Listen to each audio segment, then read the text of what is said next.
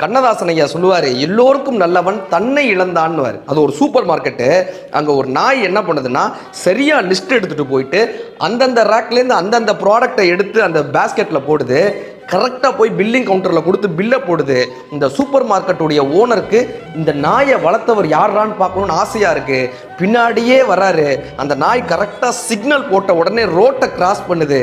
பல நாய்ங்க சிக்னலை மதிக்கிறதே இல்லை, ஆனால் அது கரெக்டாக கிராஸ் பண்ணி போகுது.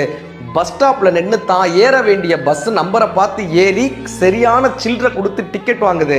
தன்னுடைய ஸ்டாப்பில் இறங்கி தன்னுடைய வீட்டை தேடி கரெக்டான வீட்டு நம்பரை பார்த்து வீட்டுக்கிட்ட போய் காலிங் பெல் அடிக்குது. இந்த கதவை திறந்த நாயினுடைய ஓனர் இருப்பார்ல, அந்த நாயை வளர்த்தவர் ஒரு குச்சி எடுத்து நாயை சட்டின்னு அடிக்கிறாரு. இந்த சூப்பர் மார்க்கெட்டுக்காரர் கேட்குறாரு, ஏங்க அந்த நாய் தானாக வந்து எல்லா ப்ராடக்ட்டும் வாங்குச்சு, தானாக பில்லு போட்டுச்சு, தானாக சிக்னல்லேருந்து கிராஸ் பண்ணி வந்து ஒரு பஸ்ஸில் ஏறி வீட்டுக்கு வந்திருக்கு, இந்த மாதிரி ஒரு நாயை போய் அடிக்கிறீங்களேன்னு.